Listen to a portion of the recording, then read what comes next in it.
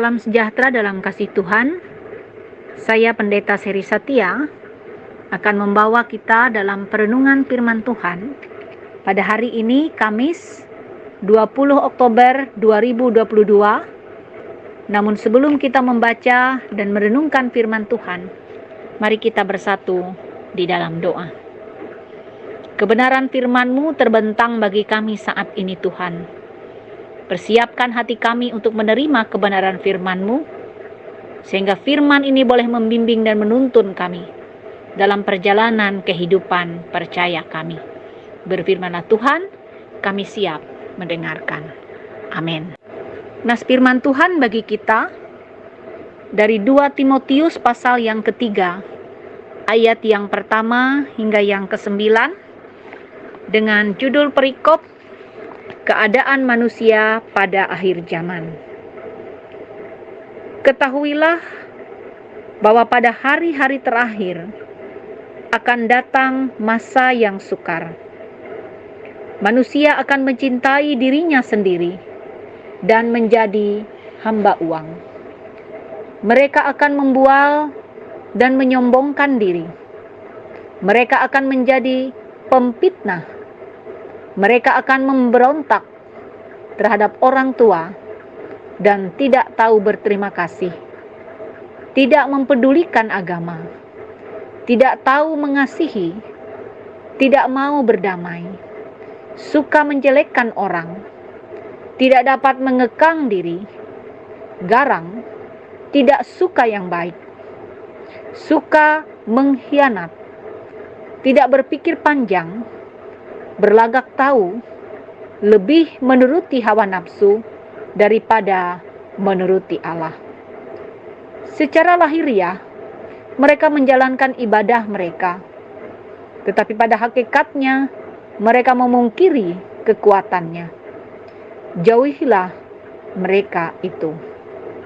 Sebab di antara mereka terdapat orang-orang yang menyeludup ke rumah orang lain dan menjerat perempuan-perempuan lemah yang syarat dengan dosa dan dikuasai oleh berbagai nafsu, yang walaupun selalu ingin diajar, namun tidak pernah dapat mengenal kebenaran.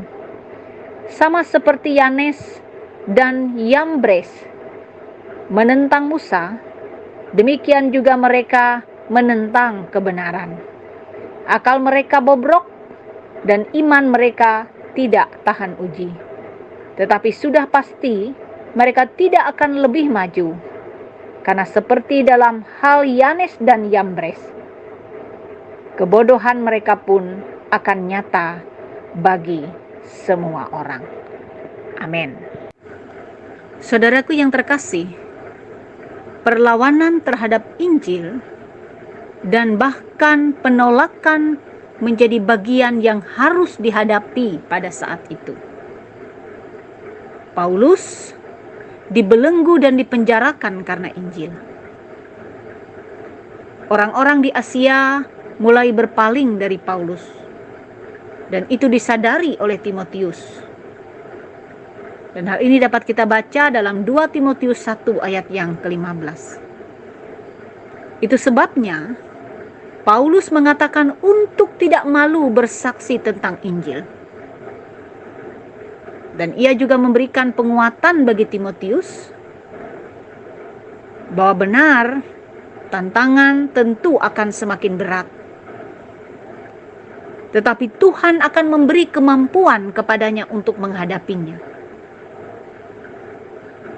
Dan kita melihat dari nas ini bahwa tantangan itu tidak hanya muncul dari luar, tetapi juga dari orang-orang yang sudah mengatakan percaya kepada Yesus Kristus. Dalam nas kita hari ini dikatakan, secara lahiriah mereka menjalankan ibadah, tetapi pada hakikatnya mereka memungkiri kekuatannya. Itu bisa kita baca dalam ayat yang ke-5. Disinilah peran dan tanggung jawab Timotius untuk membimbing dan membawa umat agar tetap ada di dalam iman kepada Allah, di dalam Yesus Kristus. Dan juga menjadi tugas dan tanggung jawab kita bersama selaku orang yang mengatakan percaya kepada Yesus Kristus, untuk meletakkan kepercayaan yang sungguh kepada Allah di dalam Yesus Kristus. Kita percaya dalam pertolongan Tuhan, Tuhan akan membimbing dan menuntun kita dalam tantangan yang akan kita temui dan hadapi dalam dunia ini. Ketika kita diberikan kesempatan untuk boleh mengenal Allah melalui Yesus Kristus dan belajar akan firman dan kehendak-Nya.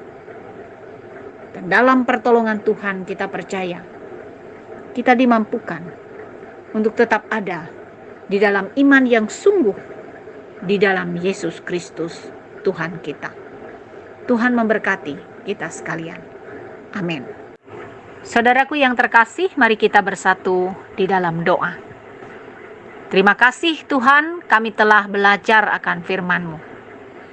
Biarlah apa yang kami dengar, kami boleh melakukannya dalam hidup kami masing-masing. Saat ini, kami ingin berdoa bersama, terkhusus bagi jemaat-Mu yang ada di gereja Itohonyi Tumbang Bahan dan Muara Laung. Kami percaya Tuhan mengetahui dan melihat hidup dan kehidupan mereka, baik kehidupan rumah tangga mereka masing-masing, pun juga kehidupan persekutuan jemaat-Mu.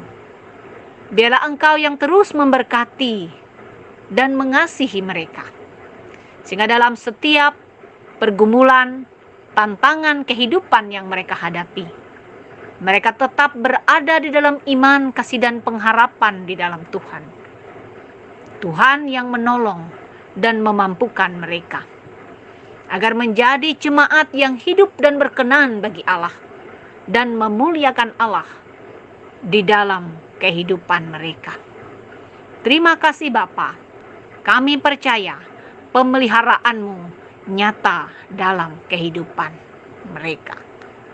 Bapa yang penuh kasih, ini doa kami. Kami serahkan seluruh kehidupan kami masing-masing bagi siapapun kami yang saat ini sedang mendengarkan Voice Note Resort GKI Puruk Cahu ini.